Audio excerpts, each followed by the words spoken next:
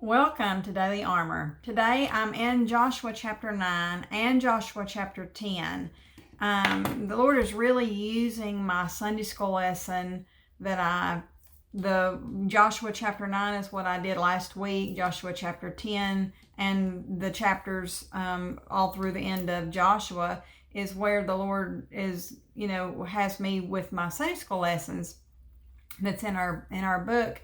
And I've taught these lessons before. I've run through this cycle several times, but this particular time I am seeing how the Lord is using it to help me.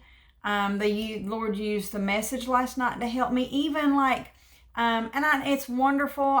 I just hardly can't stand it if I miss a service, and I'm excited to get to go listen to the message. Like if I'm, in the back or sick or whatever. But then even last night, it was before the message that the Lord was really helping me with another question that I had. Asking the Lord, what does our youth need for this upcoming next cycle of Lighthouse that'll be coming up, and through the simplicity of reading some prayer letters before the pastor preached, which I don't record, and so I would never have heard that. I don't see the letters. I would never have been exposed to it.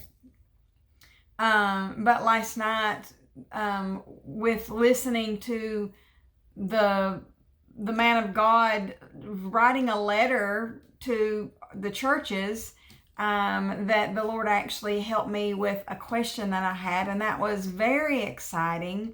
It's very personal when you've been asking the Lord a question and you're like, Lord, I don't know how you're going to answer me this. I don't know how I'm going to figure this out, because for me, I'm always afraid I'm going to miss it.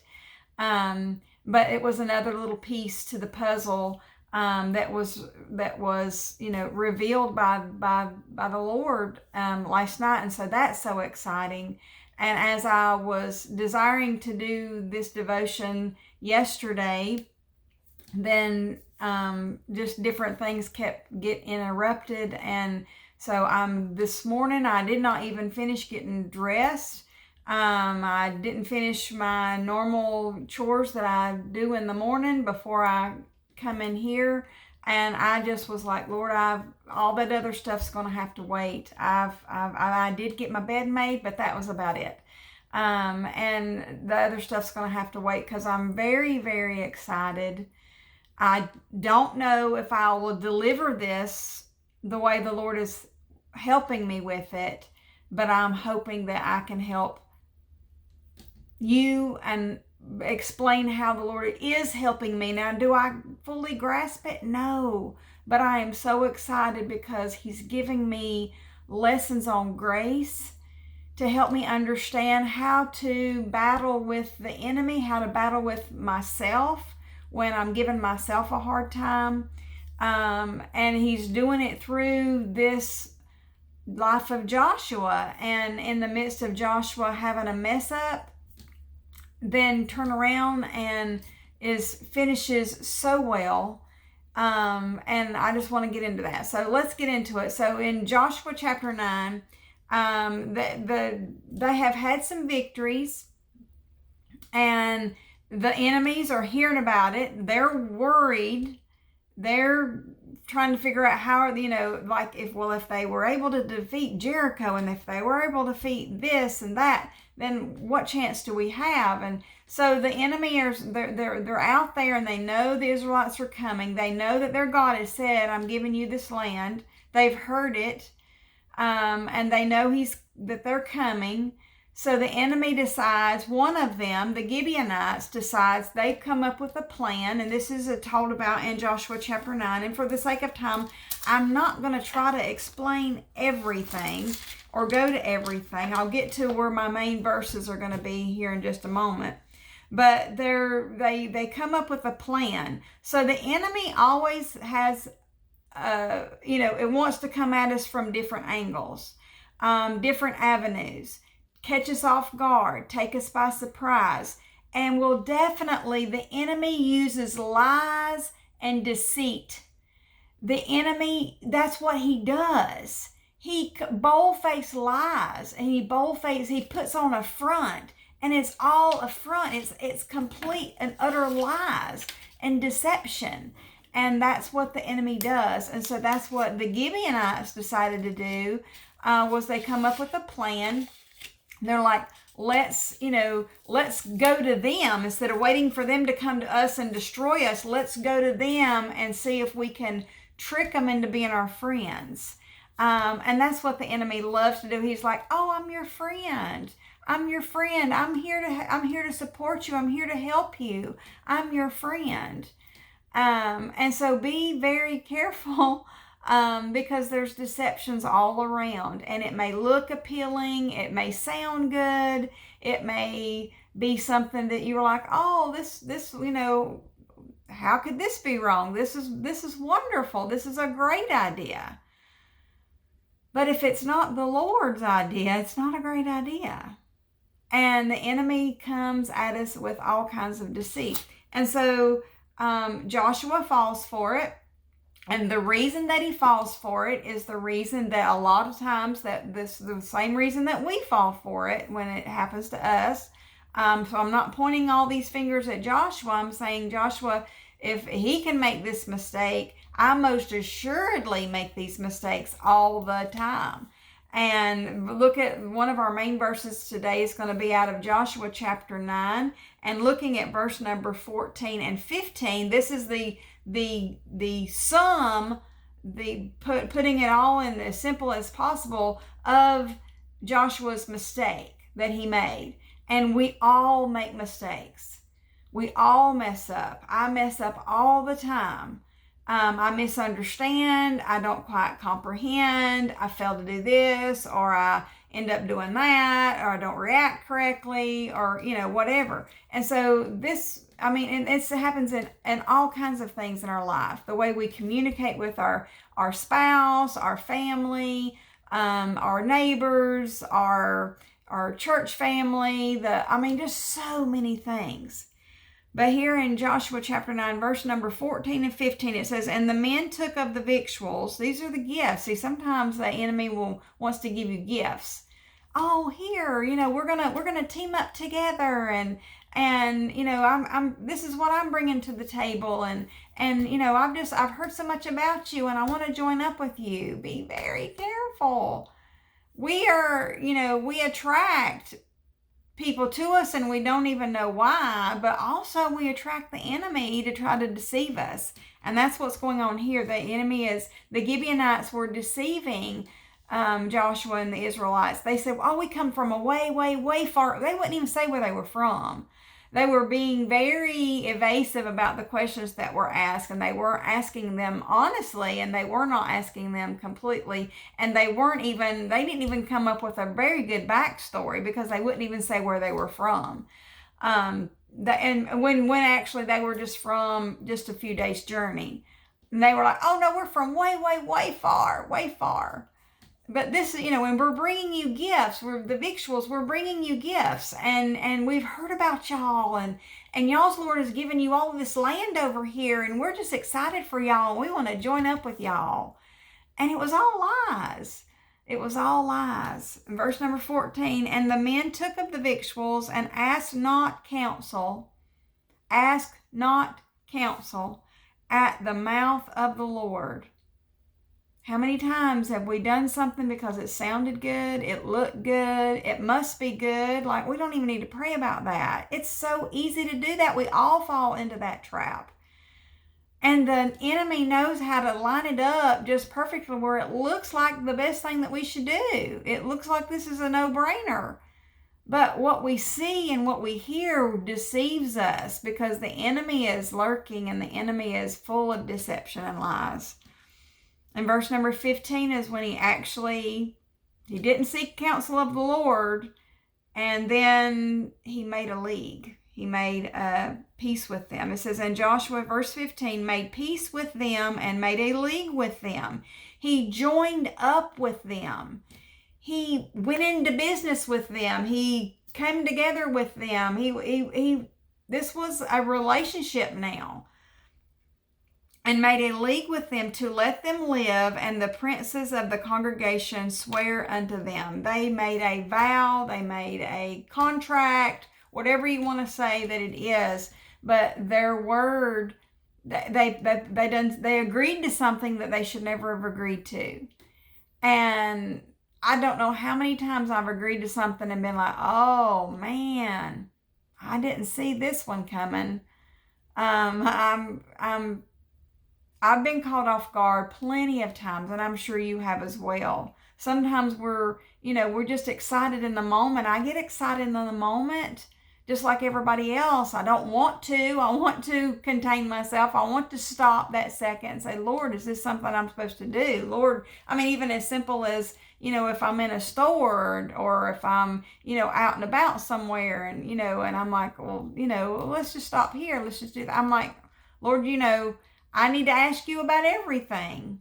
I don't need to go on my own about anything. As the older I get, the more I find that out. And so that's what he did wrong. And then it was discovered that they were deceived, and it was too late because they done already made this league with them. They would have been going against their word. They would have been making the Lord look bad because of this that they joined together when the Lord had warned them, but this just seemed like it wasn't pertaining to them. It just seemed like it was a deception and it was a lie. And that's how the enemy will come to us and come at us. And we all will mess up. We all will mess up. And it will especially mess up if we don't ask the Lord. And they asked not counsel at the mouth of the Lord. What they were needing was, Lord, I need a word. They needed a word from the mouth of God himself. And if they would have asked, God would have given it to them. And what I heard during service last night, which was before the preacher even preached, was what the preacher preached was just kind of another confirmation of the Lord saying, pay attention here. I'm giving you a little piece of the puzzle. And I still don't have it figured out. And then he gave me another little piece this morning, and I'm like, oh, I don't know how this is all going to come together, but I'm excited to pursue it. It's like the Lord gives you that, the next little step, and I still don't see the full picture, but I'm excited to have gotten that next step. And as the Lord is just helping me put the little pieces here and little pieces there, even another little piece that I seen this morning. I'm so glad that I didn't do the devotion yesterday. I don't know how that's really changing this morning's, but for me on the inside, it's just exciting. And the Lord is truly, truly gracious and truly helping me. But when we see Joshua's mistake, now for me, I will be so hard on myself that I will have a difficult time getting past it, moving forward, trying again. It makes me leery about everything. And what we see is and when I went back to this and I was looking at Joshua, and this was after I'd already taught the Sunday school lesson in Joshua chapter 9. I'd already taught it on Sunday, and this was probably Monday. And I'm like, I'm going to look at that again, and I want to go in and look and see, how did the Lord deal with him about this? What was Joshua's response, about his own mistake? I mean, he's the leader, and the people were giving him a hard time. They were upset with the leadership for messing up in this way. And of course, they were upset with themselves for messing up in this way. And as I was looking at chapter 9 and then finishing it up and rereading it and finishing it up, and then I moved on to chapter 10, and I'm reading, and then they're in battle and Joshua chapter 10, and then I get down to verse number 12, and it says, then spake Joshua to the Lord in the day when the Lord delivered up the Amorites before the children of Israel, and he said in the sight of the Israel sun, stand still. I'm seeing him make a bold request of the Lord, and I'm like, what?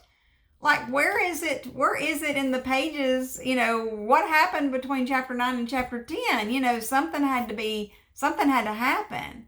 And as we know, not everything is recorded. Not every detail that we might want to know is recorded, but we can, And this was something that my husband, as my pastor, said last night on our way home from church, which was another piece of that nugget that I needed. And then we talked about it a little bit more this morning. That another little piece of that nugget that I was needing to kind of be piecing this stuff together in my little bitty brain. And that my pastor reminded me, well, when they went in, like when there was sin in the camp, Achan messed up. He took from Jericho, which they were specifically told, don't take any of the spoils. These are the Lord's spoils. The Lord gave the victory. These are the Lord's spoils. He doesn't want you to have any part of this. He doesn't want this to be any, he doesn't want any of this brought with us. This is tainted. This is, this has been forbidden. But Achan, he saw it and he was like, gosh, I just can't leave that stuff. And so he went and he took of the silver, the gold, the whatever, he took it and he hid it in his tent. He hid it. He buried it and hid it. But God saw and God knew. And so when they went to go battle with Ai, they lost the battle. The first that they went, they lost. And Joshua was like, what in the world has happened? And the Lord's like, there's sin in the camp and it's got to be dealt with. And so then they went back and they found out who had done it, and it was dealt with, and it was dealt with quite harshly. But it was what the Lord, this is how the Lord deals with things sometimes. And so we see here that then they went to battle with Ai and they were given the victory. And so now here we have again where they're going up because the Gibeonites joined up with them, and then the other enemies heard, and the other enemies are coming against Gibeon, and they're mad, and they're like, well, they're bigger than Ai, and yet they have joined leagues. What are they doing? What are they thinking? And so the kings, they get together. There's 5 of them because they're, the Gibeonites were large. They were large. And yet, and see, there's another lesson right there, that even the enemy had so much fear. The enemy had so much fear that they conjured up a plan to try to join up, to try to, anyway, there's a whole nother lesson right there and I won't get into that. But here in Joshua, we see that in Joshua chapter 10, the 5 kings joined together and they're going to go after the Gibeonites. And the Gibeonites were like, hey, Joshua, you made a league with us. We're part of y'all now. And we need some help. We have 5 kings that's coming up against us. And I want us to notice, and let me look at it. It's in verse number, let me find it first. Let's see, where's it at? I should put my glasses on. Let's see. And the Lord said unto Joshua in verse number 8, Joshua chapter 10, verse number 8. So this is their Gibeon asked for Israel's help. And the Lord comes to Joshua and says, hey, Joshua. And the Lord said unto Joshua, fear them not, for I have delivered them into thine hand. There shall not a man of them stand before thee. So this is what I'm hearing. I'm hearing the Lord say, oh, don't be afraid. Don't be afraid of them. Even though there's 5 of them coming at you at one time, don't be afraid of them. They're raising up against you. Don't be afraid of them. And I'm thinking, what in the world happened between chapter 9 and chapter 10? And as my pastor was saying last night, he's like, but you have to assume that because when they went into battle with Ai, they didn't win the victory because some forgiveness needed to take place, some sin needed to be dealt with.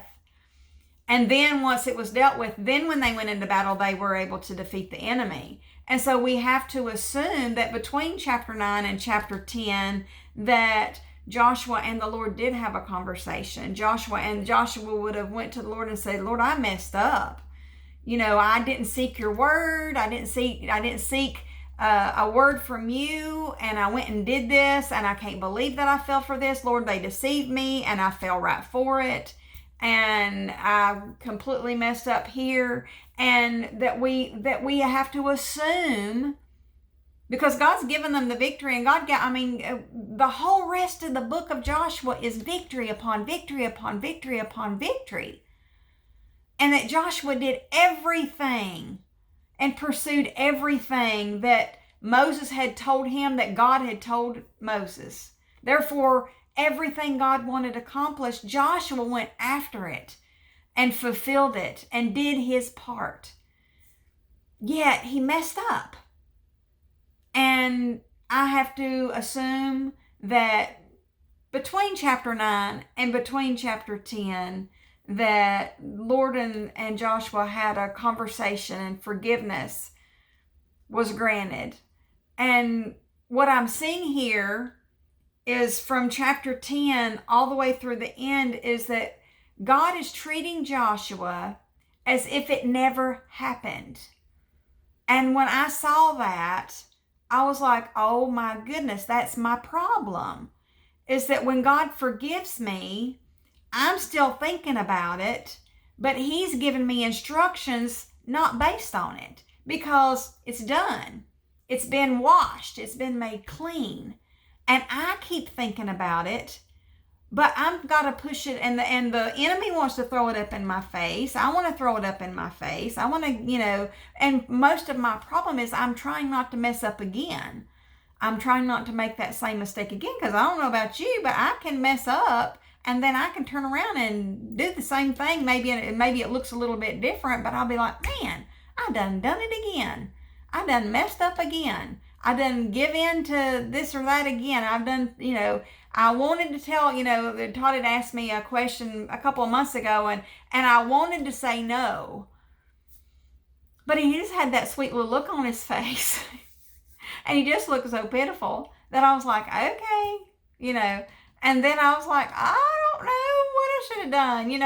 I felt pressured and I just needed more time. And he had, anyway. And I'm like, oh, I just don't know. And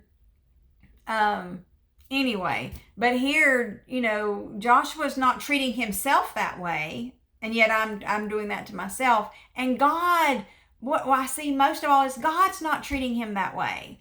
And even in the boldness of what Joshua asked for in the heat of the battle, and it's never, it's never would have, something that nobody would have ever thought maybe to ask, but then Joshua was so bold to ask.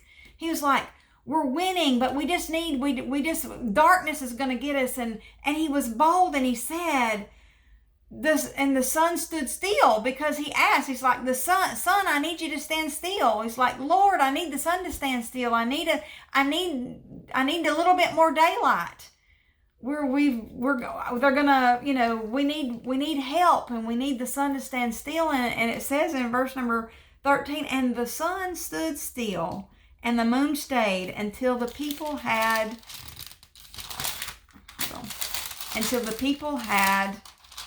avenged themselves upon their enemies. I'm like, what? That is crazy. That is crazy. And the Lord never brings it up. It's never mentioned in the rest of the scriptures. And you go through more kings in chapter number 11 and more, and the Anakin's destroyed and lands conquered, and chapter 12. You just keep reading and reading and reading, and land still being conquered in chapter number 13 and chapter 14, land to be divided. In chapter 14, and then talking about the inheritance of Judah and the inheritance of Caleb and all this in chapter 15, and the inheritance of Joseph in chapter 16, and it's just victory and lands being divided up. And it's just amazing. Now, not everybody did their part, but Joshua did his part. But we're like, but Lord, he messed up big. He messed up, and they have to live with these consequences. And yes, they had to live with the Gibeonites. They had to put up with them. They had to know that was stuff that the Lord was gonna, put out of their existence. Did not want them to be an influence on Israel. And yes, it does for generations effect. And yes, we do have to live with consequences when we mess up and we set in motion things that are just not going to be undone, but we can still go forward in the victory that the Lord has in store, and his will is still going to be done, because when we receive forgiveness, when his grace has been bestowed upon us, when he has dealt graciously with us, then he no longer treats us tainted. And I treat myself that way. And I've got to stop it, because there's some big things that God wants me to ask him for. And I keep failing to do that because of my mistakes. Because I keep thinking about, well, Lord, if you do grant this, if you do this, Lord, what if I don't handle it well? What if it leads me astray? What if it's this? What if it's that? And the Lord's like, stop it. You've been forgiven. He's not viewing me that way. I'm not scarred. Because the Lord himself took that and washed away my sin. And I'm just seeing victory upon victory in the life of Joshua. And I have to assume forgiveness was given, and that was straightened out, even though now they still had to put up with the Gibeonites. And that influence is going to be something that is going to cause some to fail and some to fall. But seeking the Lord, the mouth of the Lord, a word from the Lord, not a good fuzzy feeling, but a word from the Lord. That was their first mistake. That's my mistake many, many times. But forgiveness is available. And God's forgiveness, when I truly, truly, truly understand how free that I am because of his forgiveness, then it's how I can battle the lies and the deception of the enemy, and even the problems that I give myself. I'm like, stop it, Teresa Gale. You've been forgiven. He's not viewing you that way. He's not looking at you that way. Don't look at yourself that way. And I could be bold like Joshua. The Lord's going to say, fear thou not. Don't be afraid of this enemy. I'm with you. I'm giving you the victory. It's not a victory that I can do anyway. See, it's all about him. And he's enough. It's all about him. And he's sufficient. His grace is sufficient. His power is more than sufficient. His will can be done in each one of our lives if I just stop holding myself back. And I want to be like Joshua. Joshua said in Joshua chapter 24, verse number 15, as for me and my house, we will serve the Lord. He's like, I can't help what you're doing. I can't control what you're doing, but I can wholeheartedly try my best to serve the Lord and go in that freedom and that peace that God gives, that I can move forward without fear and with expectation of his power. Because I know me, I'm going to fall. I'm going to trip. I'm clumsy as all get out. I'm going to trip up. But I can move forward and experience wonderful things that the Lord has in store each and every time I seek him. And each and every time that when I do fail and when I do mess up, that I seek him for forgiveness, and that forgiveness that he gives, that gracious forgiveness that he gives, happens so completely that he doesn't bring it up. And if the Lord's not going to bring it up, then I shouldn't bring it up.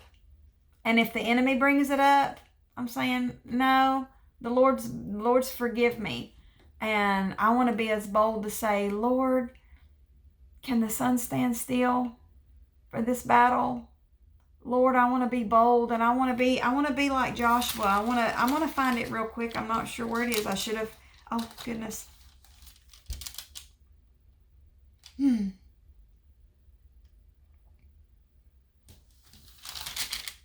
I see Caleb.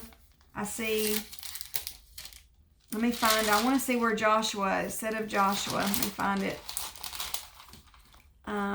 Give me just a second. Let me see if I can find it.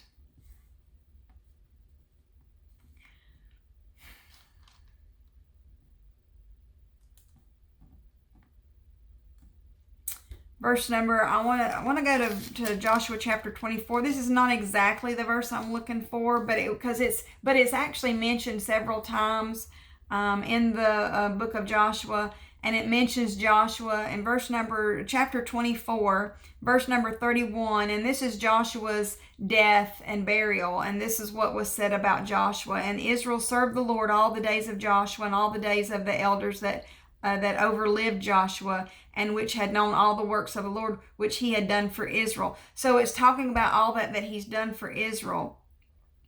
Let me back up again. Let me see.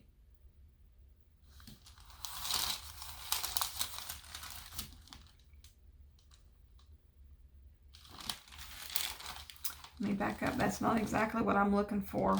I apologize. I should have wrote this down. This is really, really a good verse. And I should have jotted down because it said that in several times, and I should have jotted it down. Let me back up here. Maybe it was back here in chapter 10 or 11. Let me look at the end of chapter number 10 and see if I can find it.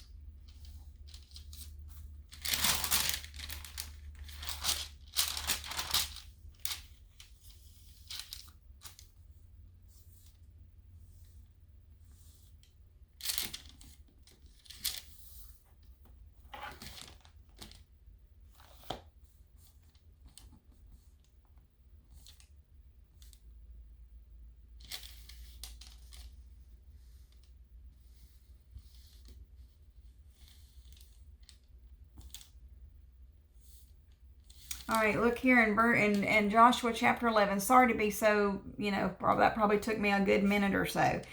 Sorry about that. But Joshua chapter 11, verse number 15. As the Lord commanded Moses his servant, so did Moses command Joshua. So Joshua got his orders from Moses. Moses got his orders from the Lord.